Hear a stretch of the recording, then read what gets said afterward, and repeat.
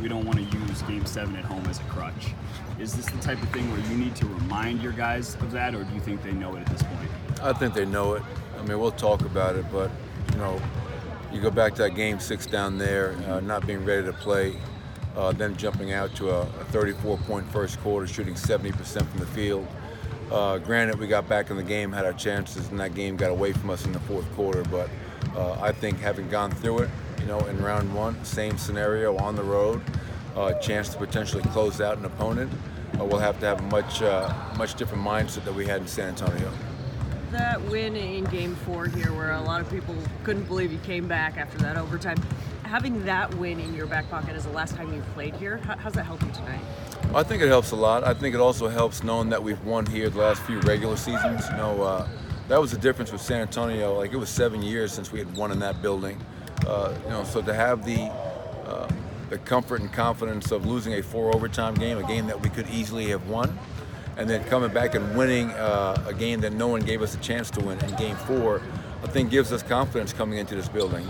This place will be crazy tonight, and anytime you play against an opponent that is desperate and has nothing to lose, that's a challenge. But I think our guys understand what's ahead of us, how we need to play, and the approach that will be necessary for us to come out of here with the win and try to close it out. Is it in the back of your guys' mind at all about how great that would be to get a game off, a couple days off, if you managed to pull it off tonight? Yeah, I think it's everybody's tired. We're one of the series that's been like every other day. Some of the other series have had 3 or 4 days in between games. We haven't had that luxury. And obviously, a lot of our guys are playing high minutes. There's been a lot of demand placed in their bodies and their minds, for that matter. So, if you're able to close it out and get some time off prior to the start of the next round, that would be just a bonus for us at this time of the year. But if a guy has to go to a Game 7, our guys will be ready to go on Sunday. We've well established that you've got a young group. Do you ever marvel at how much they've seen and been through in just such a short amount of time? Oh, often. I know it's maybe corny, but for me, it's about enjoying the journey. We all know where we want to go, and hopefully that ends up with being hanging a world championship banner at the Pepsi Center. But the journey is where the fun is, and when you take moments to step back and say, man, like the growth that Jamal Murray has showed in 12 playoff games is remarkable.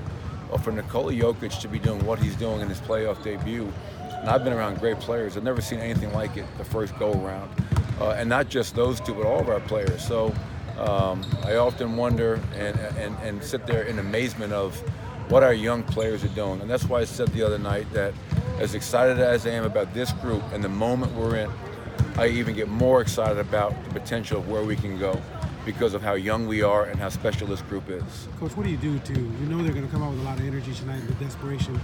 What do you do to tell your players to weather that storm? To come out more aggressive, to come out with more urgency than they have. And, I think what happens a lot of times is, people always say you got to match their energy.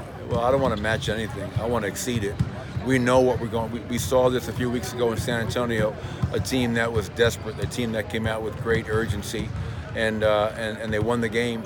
And we learned from it because we knew the next day right away we weren't disciplined, we weren't aggressive, we weren't physical. Well, that can't be the same thing tonight. If we happen to lose tonight's game, it can't be because we didn't have that urgency, that physicality, that aggressiveness. So just come out and know what you're going to see from them and the crowd, but we have to control what we can control, and that's coming out even more aggressive than they are. You talk about enjoying the ride. How are you personally enjoying the ride when you guys alternated games every single day since I think April 23rd? It's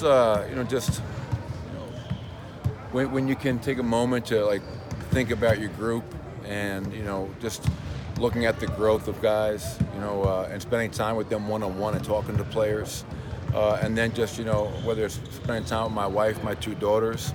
Yesterday was awful weather in Denver, so what we do, I went out for a walk here in Portland and enjoyed the sunshine. So it's just finding moments here and there. Obviously, we're all hands are on deck. You got a bunker mentality, but if you're not enjoying this, why do you do it?